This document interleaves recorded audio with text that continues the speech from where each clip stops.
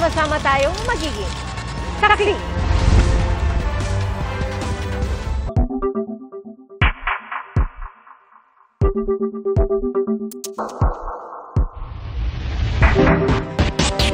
Paglabag sa one-year bar rule at paglabag sa right to due process.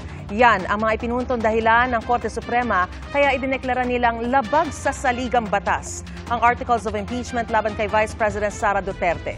Pero ayon sa Korte, hindi ibig sabihin ito na absuelto na ang Vice President sa mga reklamo laban sa kanya. Saksi si Salima Refran. In a unanimous decision today, July 25, 2025, the Supreme Court en banc declared the Articles of Impeachment against Vice President Sara Duterte unconstitutional. Sa botong 13-0 o unanimous sa lahat ng mahistradong dumalo sa en banc session kanina, idineklara ng Korte Suprema na unconstitutional o labag sa batas ang Articles of Impeachment laban kay Vice President Sara Duterte. Null and void o walang bisa raw ang fourth impeachment complaint na pinadala sa Senado. Hindi bumoto dahil nag-inhibit si Associate Justice Benjamin Caguiwa habang on leave si Associate Justice Philomena Singh. Punto ng Korte Suprema, labag sa one-year bar rule sa konstitusyon ang fourth impeachment complaint dahil isang impeachment complaint lang ang maaaring ihain laban sa isang opisyal sa loob ng isang taon. Dismiss na raw ang turing sa naunang tatlong impeachment complaint na hindi inaksyonan ng Kamara. Although Congress was able to include it in the order of business, it did not refer it to the proper committee within the 3 days because they had to adjourn. So the Supreme Court said that they archived it and as a result, it was terminated, therefore deemed dismissed. Ayon sa desisyon ng Korte Suprema, epektibo ang one-year bar rule simula nang i-dismiss ang mga reklamo. Labag din daw ang fourth impeachment complaint sa right to due process ng bise. Inilista ng Korte ang mga due process requirements sa impeachment procedure. Isa rito ang pagbibigay ng pagkakataon sa inirereklamo na maipahayag ang kanyang panig bago i-transmit sa Senado ang reklamo. Due process or fairness applies during all stages of the impeachment process. Our fundamental law is clear. The end does not justify the means. There is a right way to the right thing at the right time. This is what the rule of just law means. This is what fairness or due process of law means, even for impeachment. Dahil null and void ang impeachment complaint, hindi raw nakuha ng Senado ang jurisdiction dito. Pero paglilinaw ng Korte Suprema, hindi nito inaabsuelto si Vice President Duterte sa mga reklamo laban sa kanya. Hindi raw Korte Suprema nagpapasya kung dapat bang maalis sa pwesto ang isang opisyal. Pero may katungkulan daw itong alamin kung nasunod ba ang prosesong tinatakda ng saligang batas. Hindi siya absolved from any of the charges. But any complaint for impeachment against her can only be filed by Feb 6, 2026 onwards. Ayon sa Korte Suprema, maaari pa ring maghain ng motion for reconsideration ng Kamara. Pero immediately executory na raw ang desisyon nito. Para sa GMA Integrated News, ako si Salima Refran, ang inyong saksi. Kaugnay sa desisyon ng Korte Suprema na ideklara unconstitutional ang Articles of Impeachment laban kay Vice President Sara Duterte, pag-aaralan daw ng Kamara ang desisyon oras na matanggap ito. Nagbabalik ang saksing si Salima Refran.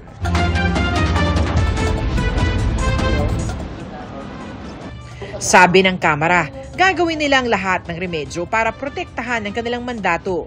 Ayon kay House Spokesperson Attorney Princess Abante, ang House of Representatives ang tanging may kapangyarihan para magsimula ng impeachment. Kung papayagan raw ang panghihimasok ng hudikatura sa pagsisimula ng impeachment process, nalalagay anya sa alanganin ang prinsipyo ng checks and balances. Hakbang na politikal na nakaugat sa people's will anya ang impeachment. Hindi raw dapat ito patahimikin ng anumang teknikalidad. Ginagalang naman daw ng Senate Impeachment Court ang desisyon ng Korte Suprema, ayon sa tagapagsalita nitong si Attorney Reggie Tongol. Pinagtibay raw nito ang kanilang paniwala na dapat munang linawin ang Articles of Impeachment bago simula ng impeachment trial. Pinatunayan daw ng desisyon ng korte na tama ang ginawang pag-iingat ng Senate majority sa nakitaan nilang legal uncertainties noong simula pa lang. Hindi pa naman nababasa ng Malacanang ang buong nilalaman ng desisyon ng Korte Suprema. Pero panawagan ng palasyo, igalang ang desisyon ng Supreme Court at ilaan ang tiwala sa ating institusyon.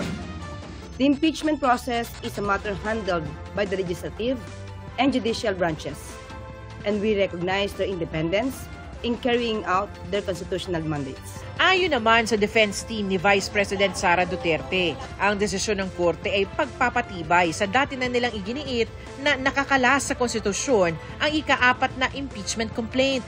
Pinatitibay nila nito ang proteksyon ng saligang batas laban sa pag-abuso sa impeachment process.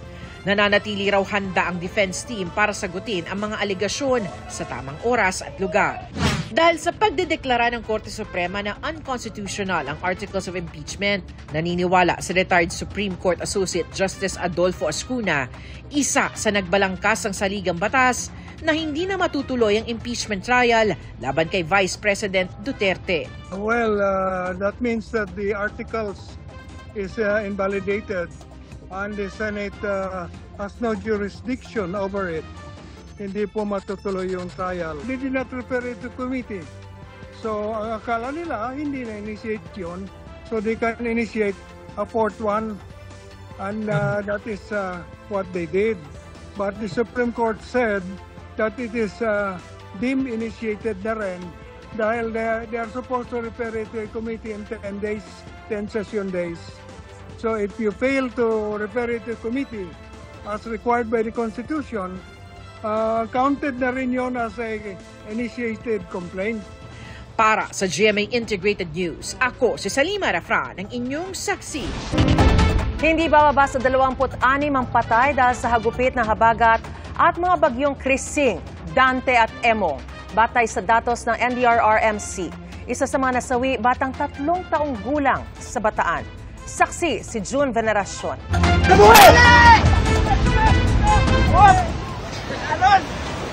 Malalakas na alon ang balakid sa rescue operation sa Mamburao River sa Occidental Mindoro. Palakpakan ng mga rescuer nang masagip ang 2 mangingisda. Nagbabantay raw sila ng nakataling bangka ng kanilang amo sa tulay nang maalod ng malakas na agos.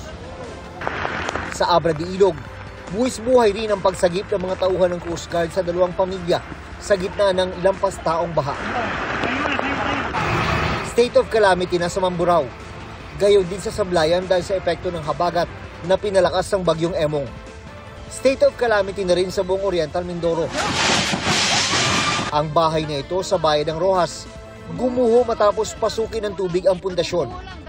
Nakalikas naman ang mga nakatira bago ito bumuho.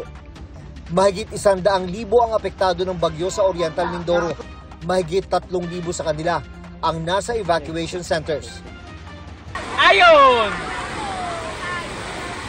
Habagat din ang nagdala ng matinding pag-ulan sa Batangas City, kung saan napasabak ang jeep na ito sa rumaragasang tubig.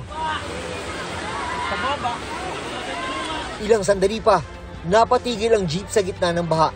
Mabuti na lang tumulong ang mga residente para mahila ang jeep patungo sa kabilang bahagi ng kalsada. Wala namang nasaktan.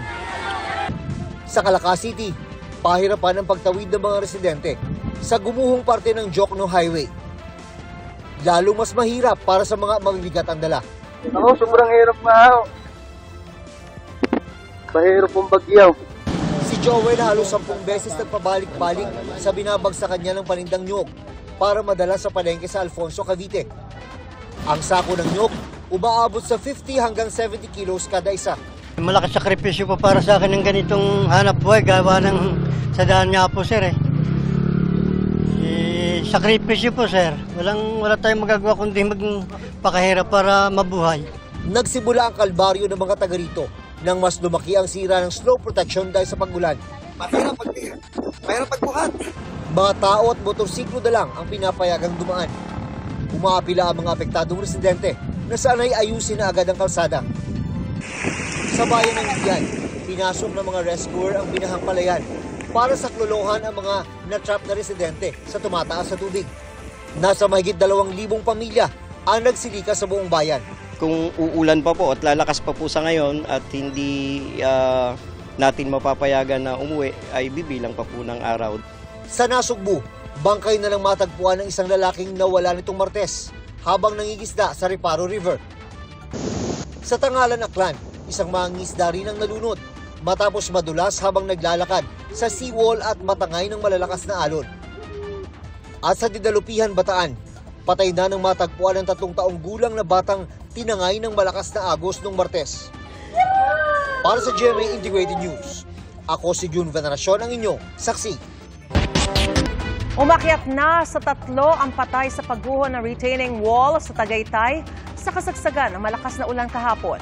Kanina nahukay mula sa makapal na putik ang labi ng 2 construction worker. Kahapon naman na-recover ang isa. May nasagip namang isa pa na nagpapagaling na sa ospital. Ayon sa mga otoridad, pader mula sa katabing lote ang gumuho sa barracks ng mga biktima. Tutulong daw ang Tagaytay LGU sa pagpapalibing sa mga biktima. Makikipag-ugnayan din daw sila sa lokal na pamahalaan ng Silang Cavite tungkol sa pananagutang legal ng may-ari ng lote kung saan nagmula ang gumuhong pader. Hinagupit ng Bagyong Emong ang mga resort at residential area sa probinsya ng La Union. Isinailalim na sa state of calamity ang lalawigan. Saksi live si John Consulta. John?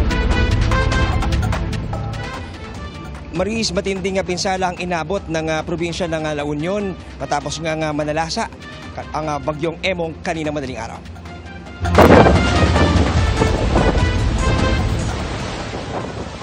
Ganito kalakas ang ulan at hangin na dala ng Bagyong Emong sa La Union sa nakalipas na magdamag. Nang humupa kanina, tumambad ang matinding pinsala. Maraming poste ng kuryente ang tumagilid at nabuwal kaya walang kuryente ngayon sa probinsya. Natoklap din ang mga yero ng ilang bahay at gusali. Maging ang mga kilalang resort sa San Juan di nakaligtas. Si Aling Virginia, kabilang sa mga naapektuhan ng bagyo, nang liparin ang kanilang bubong. Malakas po na malakas kasi umiikot pa po. Lumipad po yung kalahati po na bubong ng bahay namin. Nakatayo lang kami po doon sa tagilid ng semento, parang hindi kami tamaan. Ang mga tauhan naman ng La Union PNP, pinasan na ang ilan sa mga nirescue na natrap sa kanilang mga bahay na na-isolate dahil sa biglang taas ng baha. Mga kapuso, sa sobrang lakas nga ng hanging tumama dito sa San Fernando, La Union, makikita nyo naman itong isang kubo na nasa aking likuran ay mula doon sa loobang lote ay itinulak to ng hangin papunta rito sa Baketa na muntik pang pumunta dito sa mismong kalsada. Aabot sa 175 ang bilang ng affected barangays kung saan 13,172 families o 46,291 na individual ang apektado ng bagsik ni Bagyong Emong. Apela ng probinsya, tulong para sa kanilang mga nasalantang kababayan. Maraming nawalan ng bubungan na area. In fact, yung nagpuntahan natin kahapon na disaster command namin, na disaster din. If there are people who have a good heart, lending a hand here so that ang aming recovery ay mas mabilis, marami pong salamat. Kailangan po namin ang inyong tulong. Tila tatangingin ka naman ng malakas na hangin na naramdaman sa Holcim Pier sa San Fernando City. Lumusong din sa Ramaragas ang baha ang 2 lalaki habang karga ng isa ang isang bata. Dahil pa rin sa masamang panahon, nabagsakan ng puno ng akasya ang 3 palapag na gusali. Damay rin ang isa pang kotse. Ganyan din ang kinainatnan ng 2 SUV at isang kotse na nabagsakan naman ng sanga ng mangga habang nasa garahe. Damay rin sa nabagsakan ang isa pang apartment. Dinig na dinig din ang kalampagan ng mga yero sa bayan ng Bawang dahil sa lakas ng hampas ng hangin. Wala rin takas sa bagsik ng bagyo ang mga taga-Agno at Pangasinan.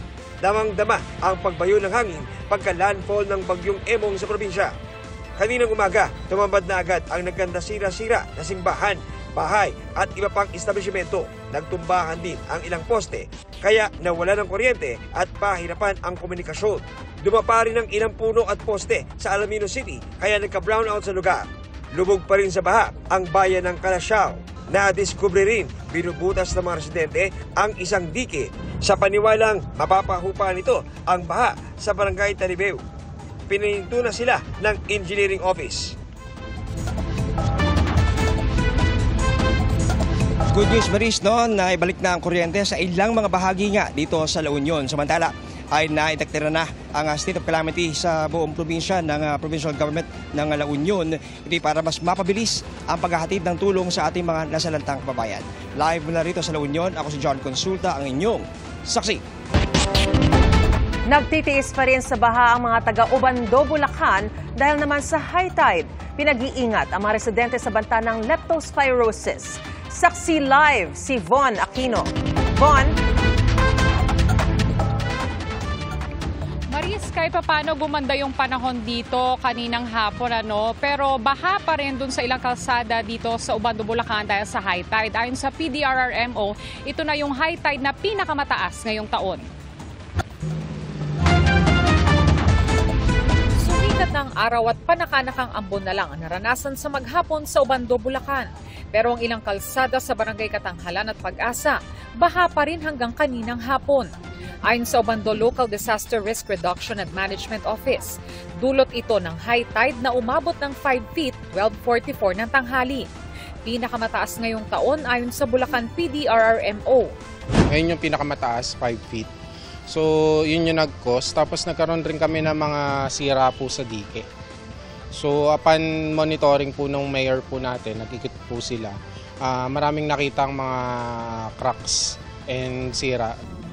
Bukod dito, binabantayan din nila ang Lamesa Dam na nakakaapekto sa Ubando kapag nagpapakawala ng tubig.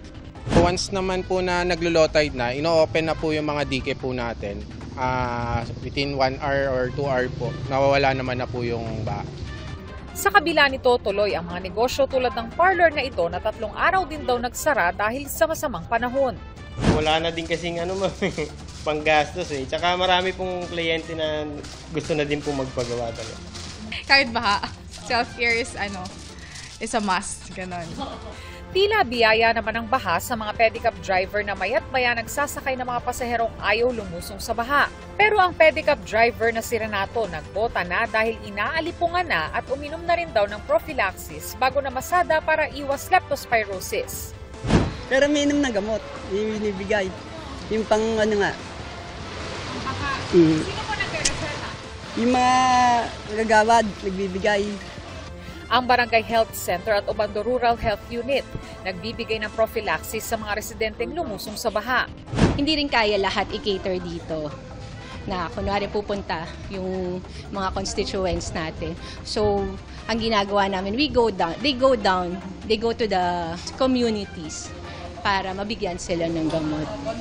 Ilang pasyente rin daw ang kumonsulta sa kanila na may ubot sipon at mga batang may pananakit ng tiyan. Inabutan naman namin ang ilang pasyente na nagpapaturok ng anti-rabies. Ayon sa doktor, bukod sa infeksyon sa balat, maaari ring magkaroon ng leptospirosis sa paglusong sa baha. Dala ng mga bakterya na nanggagaling sa mga daga. And ito inahalo sa tubig baha. At lalo na pag ikaw ay may sugat o gasgas sa iyong balat, pwedeng pumasok tong bakterya sa iyong katawan at ikaw ay magkasakit na ang tinatawag natin ay leptospirosis. Ang prophylaxis pwede anyang inumin sa loob ng 24 oras matapos lumusong at pwede ring bago lumusong sa baha. Depende rin daw ito sa risk at tagal ng paglusong sa baha. Maaari rin anyang magkaroon ng leptospirosis kung nakainom ng tubig baha. Maganda raw kumonsulta rin sa doktor bago uminom ng prophylaxis. Kadalasan ay it is really advised na mag-take ng doxycycline. 2 capsule, kung 100 mg, 2 capsule as a single dose. Pero kung halimbawa naman ikaw ay may sugat o may gasgas sa iyong paa, ini-extend namin yan to around 3 to 5 days. Lalong-lalo na yung, alam mo to, yung trabaho pabalik-balik dun sa baha,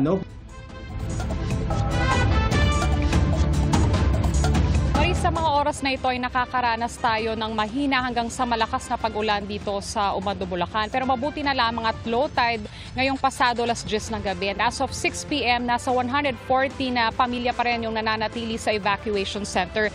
Sila yung nakatira doon sa mga coastal areas. At live mula rito sa Ubando, Bulacan para sa GMA Integrated News, ako si Von Aquino, ang inyong saksi.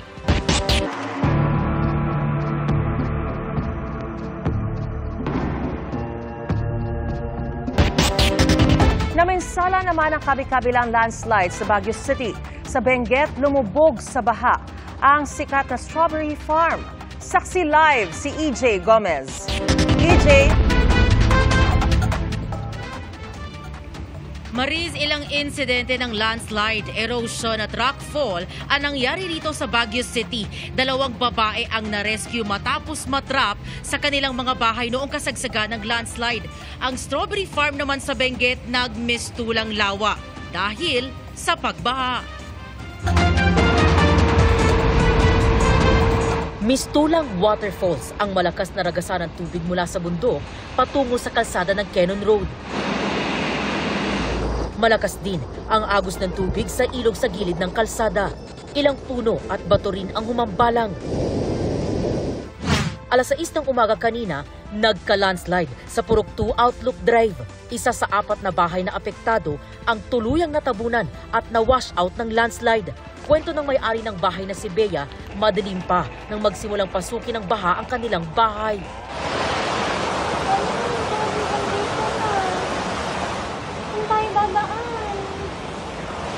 Nagising ako, akala ko lang po may gumiba na bahay. Yun po pala lahat, yung buong bamboo po, papunta na sa bahay namin. Tapos yung bahay po na nagiba dyan, dumiretso na din po sa tapat namin. 2 babae naman ang pinagtulungang ilabas sa kanilang mga bahay matapos matabunan. Inilikas naman ang iba pang apektadong residente at ngayon ay nananatili sa evacuation center. Sa Outlook Drive pa rin, tinamaan ang linya ng kuryente nang humambalang sa kalsada ang malaking puno. Nabagsakan din ang isang van. Check ko po sana yung 2 van. Tapos pagkakita ko po dito, may bagsak na po yung puno eh. Bale sa trabaho po to, driver lang po ako. Sa De Los Reyes, gumuho ang lupa na kinatitirikan ng isang bahay. Wala namang nasaktan. Nagka-landslide rin sa Purok 4B sa Luknab. Tinakpan na lang ng trapal ang lupa para maiwasan ng lalo pang pagguho nito sa kasagsagan ng pag-uulan. Nakita na lang namin, ma'am, na wala na po yung bahay, saka malinis na po dyan, kumuho na po yung lupa. Sabi po ng mga kagawad saka rescuer, yung bahay inanod na po dun sa creek. Inaalam pa ng otoridad kung nakalikas ang residenteng nakatira sa nasabing bahay.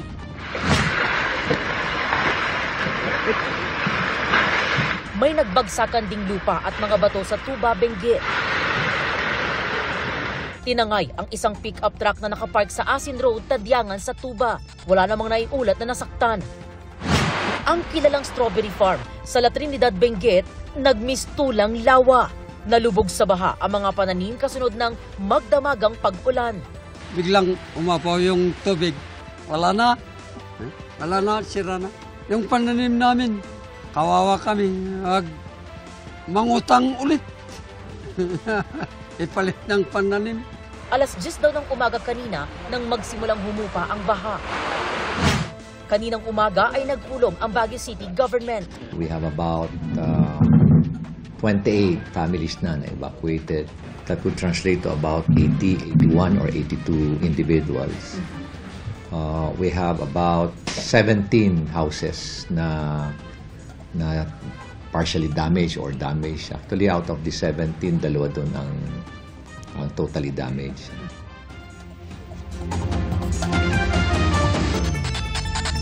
Mariz, sa pag-iikot natin ngayong gabi dito sa Baguio City, particular sa city proper, ay wala na tayo nakikitang masyadong pagbaha. Nandito tayo ngayon sa kahabaan nitong Session Road. At ang temperatura ngayon, nasa 19 degrees Celsius. Ang ulan, wala na sa puntong ito, pero pabalik-balik yan. Yun nga lang, ambon-ambon na lang din yung nararanasan ngayon dito sa City of Pines.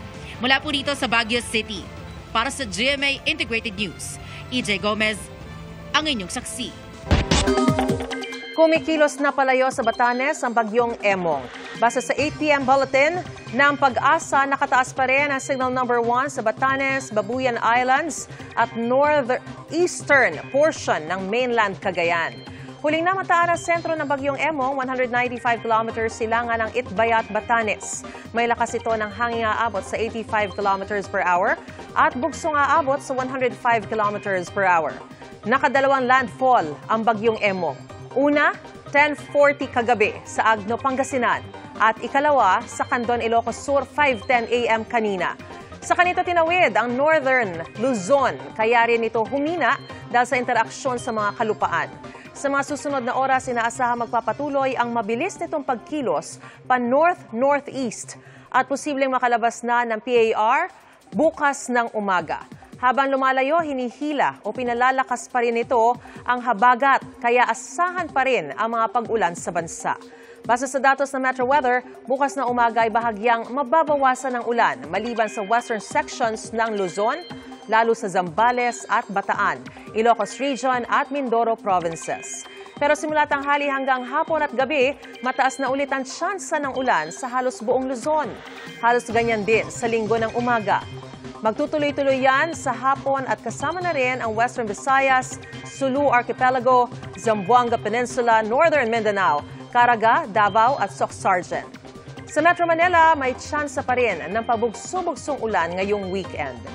Sa special weather outlook na inilabas ng Pag-asa para sa zona ng Pangulo sa Lunes, posibleng maging maulap sa Quezon City at may tsansa pa rin ng panakanakang pag-ulan o thunderstorms. 50 pamilya ang pinalikas matapos gumuho ang lupa sa binansagang Smoky Mountains sa Maynila. Saksi si Bernadette Reyes.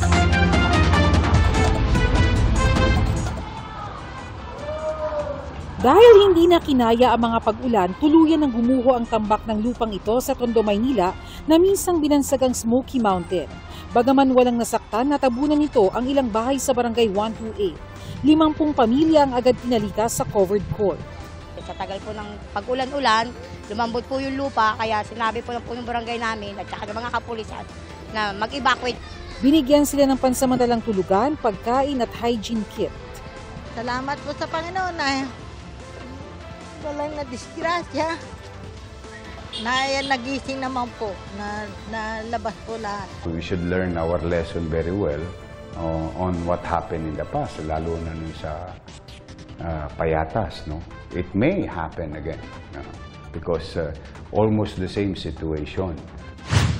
Ito yung isa sa mga bahay na gumuho dito sa Barangay 128 sa Balut, Tondo, Maynila. Pero yung bahay sa likuran nito, natabunan na ng gumuhong lupa. Gayunpaman, sinisikap ng may-ari ng bahay na maisalba ang ilang gamit.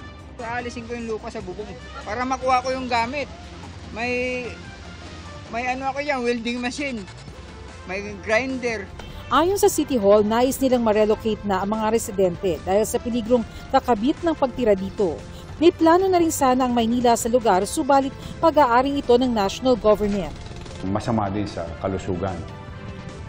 Yung usok na ini-emit nito from time to time. No? The methane, the only challenge for the city government of Manila is hindi namin siya pag-aari. Tayo tutulong in our own little way. Ang kaligtasan nila ang mahalaga para sa amin.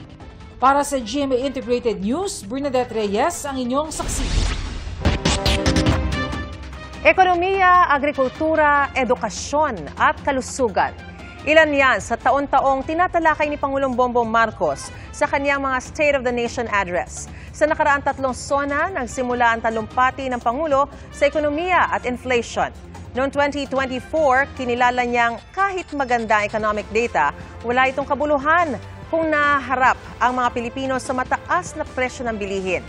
Sa agrikultura, binigyan diin ang pagpapalakas ng produksyon para sa food security, mga programa para suportahan ang mga magsasaka at paglaban sa smuggling.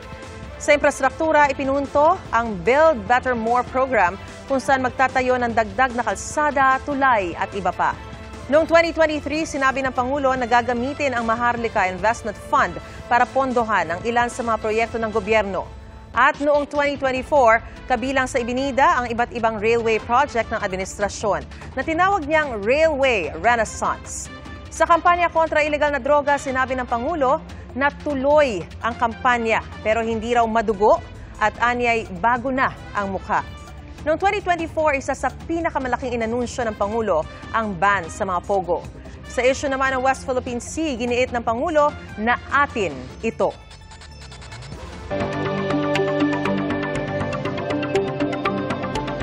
Nangalahati na sa kaniyang termino si Pangulong Bongbong Marcos at sa Lunes, nakatakda niyang ihayag ang kaniyang ika-4 na State of the Nation Address. Kung ano ang gustong marinig ng mga mamamayan mula sa Pangulo, yan ang pinulsuhan namin sa Barangay Saksi. I know it in my very soul. The state of the nation is sound. 3 araw na lang bago ang taunang pagtitipon ng matataas na opisyal sa batasang pambansa. I know that the state of the nation is sound and is improving. Dumating na po ang bagong Pilipinas. Doon ihahayag ng Pangulo ang kanyang ika-4 na SONA o State of the Nation Address. Lagi po nating mahalin ang Pilipinas. Lagi po nating mahalin ang Pilipino. Tinanong namin ang mga kapuso, ano ang gusto ninyong marinig sa ika-4 na SONA ni Pangulong Bongbong Marcos? Isa sa mga gusto nilang matalakay ang estado ng edukasyon sa bansa.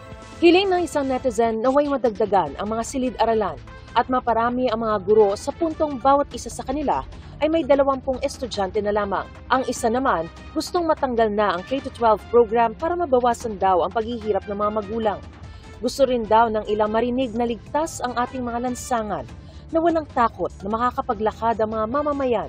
Total ban sa online gambling naman ang gusto ng isa pa, katulad daw ng ginawa ng Pangulo sa Pogo. Hiling ng iba pang netizen, pagtaas ng sahod sa anumang sulok ng bansa at pagpapababa ng presyo ng bilihin. Mungkahi ng isa, tanggalin ang provincial rate at ipareho na ang sahod sa mga rehiyon para hindi na raw magsiksika ng mga tao sa Metro Manila. Sana ay bumaba ang mga presyo dahil sobrang tataas ang mga presyo ngayon, mga bilihin, lalo ang mga karne, mga chicken, mga isda, mahal kaya niyan. Sana po matupad yung sabi nila na yung bigas, ibabalik yung presyo sa yung 20. Yung bigas dapat ibaba kasi nagmamahal ang bigas eh. Dapat po maging maayos po ang bansang Pilipinas natin at hindi po magutom ang mga tao.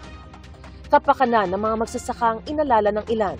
Naway alalayan daw sila sa gitna ng mababang presyo ng pagbili sa palay at mahal na kagamitan sa pagsasaka, gaya ng abono at mga pesticide.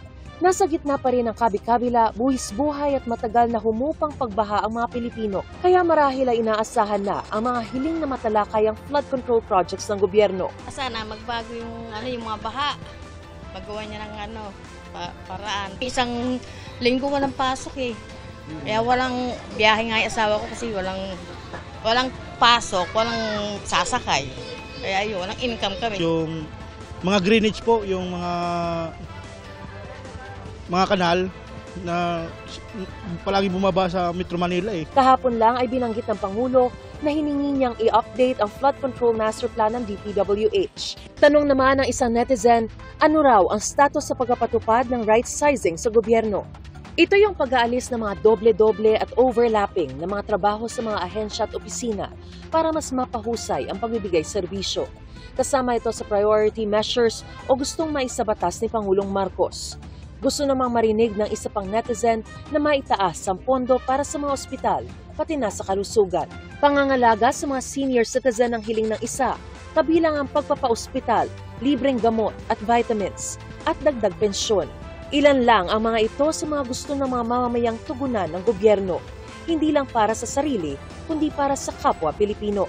Hiling nila bago sila makinig sa Pangulo sa Lunes, naway sila ay marinig din.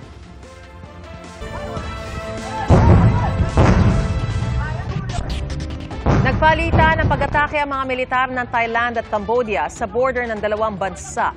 15 na ang patay sa Thailand ayon sa kanilang health ministry. Wala pang detalye kung mayroong nasawi o sugatan sa Cambodia. Nagtuturuan ang parehong bansa kung sino ang naunang umatake. Kasunod nito, nagdeklara na ang Thailand ng martial law sa 8 distrito sa border patungong Cambodia. Nauna na rin nilang ipinasara ang lahat ng border kahapon. Sumiklab ang tensyon matapos masugatan ang 8 sundalo ng Thailand dahil sa mga landmines sa border na anilay inilagay ng Cambodia. Pero ayon sa Cambodia, ang mga pampasabog ay mula pa sa mga nagdaang civil war. Ayon sa DFA, wala pang ulat kung may apektadong Pilipino dahil sa tensyon. Pero patuloy silang nakamonitor sa sitwasyon. Sa mga suki ng MRT, pwede na ang cashless payment. Nag-pilot testing ngayong araw sa pangunguna ni Department of Transportation Secretary Vince Dizon gamit ang e-wallet, credit card at debit card. Para sa gagamit ng e-wallet, kailangan lang mag-generate ng QR code na isa-scan sa turnstile. Itatap naman kung credit o debit card. Tiniyak ng DOTR na ligtas ang cashless payment. Layon din itong mapaliwanag sa iba pang linya ng tren gaya ng LRT1 at LRT2, pati sa mga public utility vehicle gaya ng bus. Nagsama-sama ang ilang Sparkle at Kapuso artists para sa isang dinner for a cause. Dumalo rin sa pre-GMA 2025 Gala event kagabi ang executives at partners ng GMA Network at Sparkle GMA Artist Center. Sa event na ito, nakalikom sila ng 2 milyong pisong donasyon para sa GMA Kapuso Foundation. Nadagdagan pa yan ng 500,000 piso mula sa isang GMA Gala sponsor.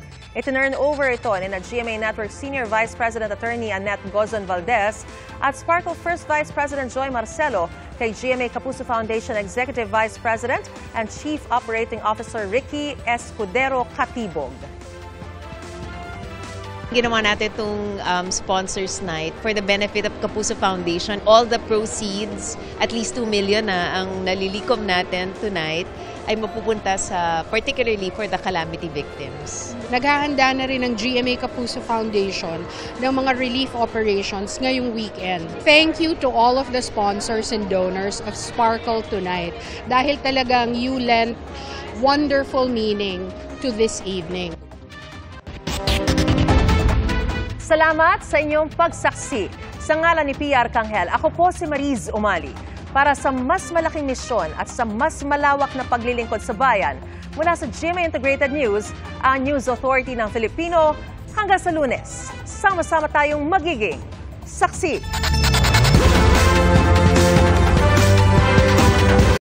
Mga kapuso, maging una sa saksi. Mag-subscribe sa GMA Integrated News sa YouTube para sa iba't ibang balita.